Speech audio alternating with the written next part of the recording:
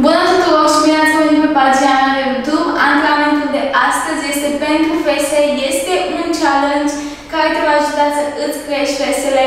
Îți promit că vei simți acest antrenament foarte bine și la sfârșitul antrenamentului pur și simplu nu-ți vei mai simți fesele. Înainte să trecem la treabă, vreau să vă anunț că în descriere veți găsi un link către programul meu pentru acasă, programul pentru fese, însă am și alte programe.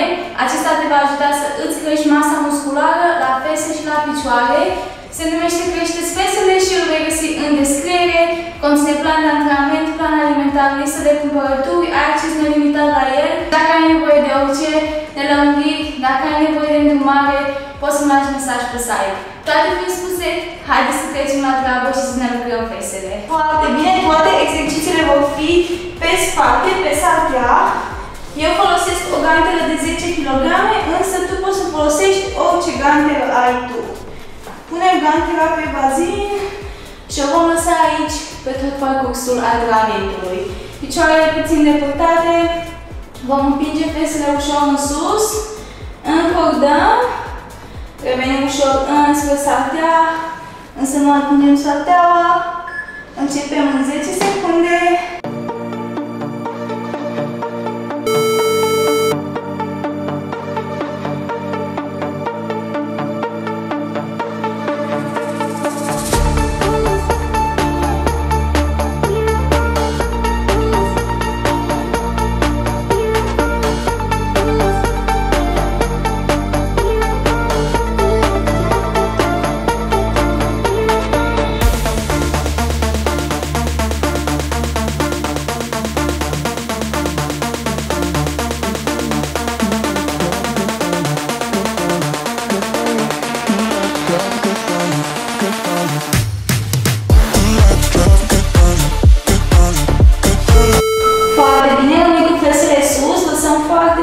Fesele în jos, apoi le împingi ușor în sus. Cam așa arată mișcarea noastră, timp de 40 de secunde.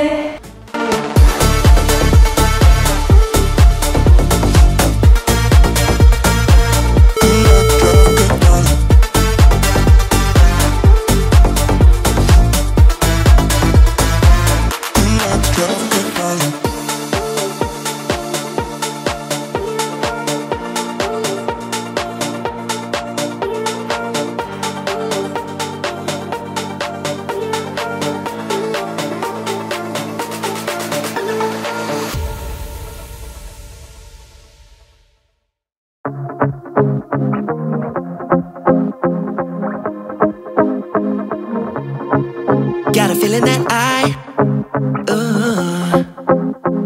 let you slip away. Foarte bine, mutăm un picior puțin în față, nu foarte mult. Împingi fesele de la saltea în sus. Stai acolo puțin, revii ușor înspre saltea. You deserve better than this. And I will try to fix it. Take me back into your arms. I wanna dance with you, my love, and be next to you beneath the stars. Give me one more chance, my love.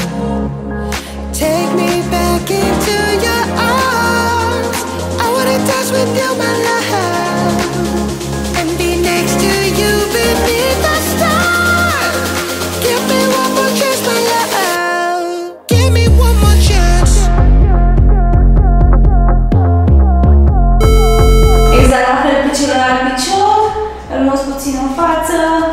Împingi în sus, stai acolo puțin, revii ușor înspre saltea.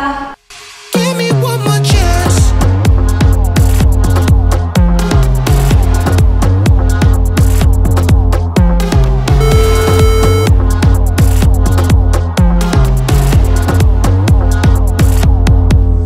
I promise I'll try. Try to make you happy, be the best I can be. I'll do everything for you. Ain't nothing that I wouldn't do, 'cause you deserve better than this. And I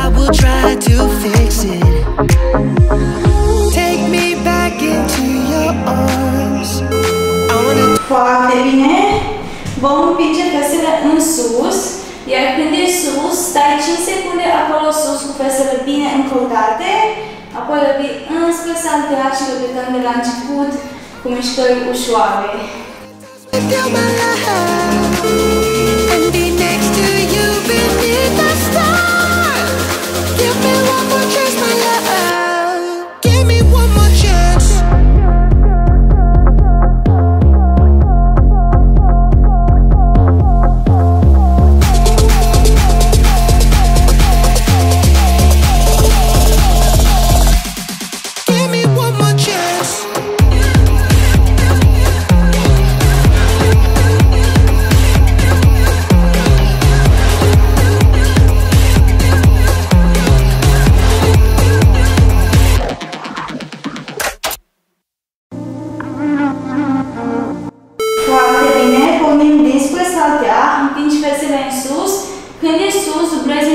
Sus, dublăm, revenim ușor înspre saltea. 40 de secunde și acest exercițiu. Guess this is better. You win sometimes, lose sometimes. No need to apologize. It was the distance we had between us. It broke us down in disguise. No need to apologize. Can't help that I miss you now, and I need to reminisce this cause we're still at our moments and they keep coming back to me.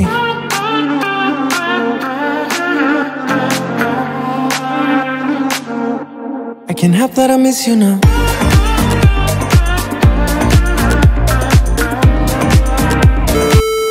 Foarte bine, următorul exercițiu vom împinge foarte ușor fesele în sus și când zic ușor, mă refer foarte, foarte ușor.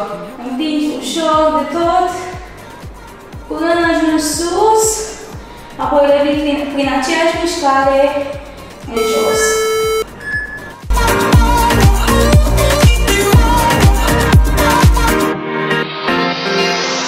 Can't say I like it, but I can fight it. Some things are not meant to be, even if it's hard to see. I'll try to let go, it's not easy, you know. Some things are not meant to be, let's skip the apologies. But I can't help that I miss you now, and I need to reminisce this cause we're still at our moments and they keep coming back to me. Foarte bine, continuăm, împingem fesele în sus. Când e sus, te portezi ușor genunchii în lateral, îi apropii și revii înspre saltea. Repetăm 40 de secunde.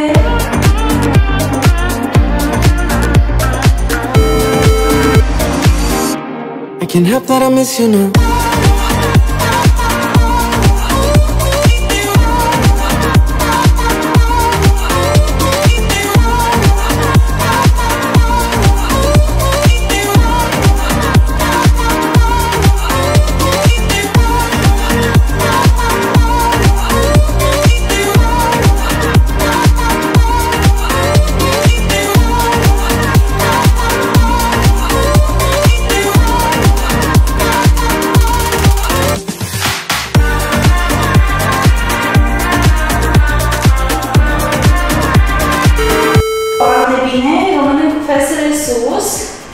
Din această poziție deportăm genunchiul ușor în lateral, apropiem ușor și repetăm această mișcare timp de 40 de secunde.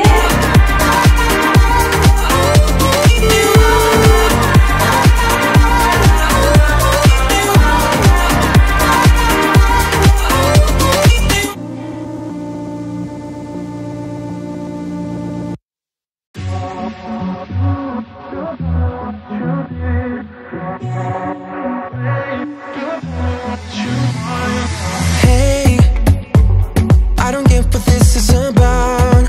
You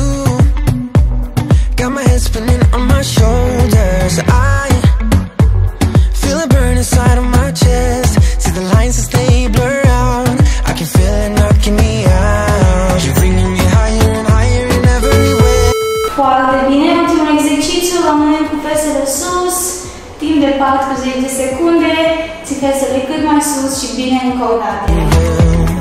I'm falling way down, all delusional. Got me feeling like I'm lucid dreaming, got me flying high. 'Cause I can't believe that I get to have you close. On an endless road, I'm levitating now. In one of those lucid dreams. In one of those lucid dreams. Oh yeah. Wait, you gotta tell me what you did. I saw the world turning in my mind. Oh, yesterday you pulled the rug under my feet. Still I'm trying to wake me up. What if I'm making it all up? Did you bring it? Foarte bine! Acela a fost ultimul exercițiu. Nu știu voi, însă eu nu îmi mai simt fesele. Sper că v-a plăcut acest antrenament. Nu uitați, aceste exerciții vă vor ajuta să vă creșteți fesele dacă vreți un antrenament eficient. Pentru acasă, gantela pe care am folosit eu este de 10 kg, poți să folosești o gantelă mai mică sau o gantelă mai mare. Depinde de intensitatea pe care vrei să pui tu la acest antrenament. Vei găsi un link în descriere către programul meu pentru acasă dacă ești gata să îți mărești fesele. Totul este structurat și organizat pentru tine cu plan de antrenament și plan alimentar și îți promit că acest program te va ajuta să îți transformi fesele. Linkul este în descriere. Dacă ai orice fel de întrebare sau nelămuriri, poți să-mi lași un mesaj pe site. Spor antrenament în continuare, iar noi ne vedem data viitoare.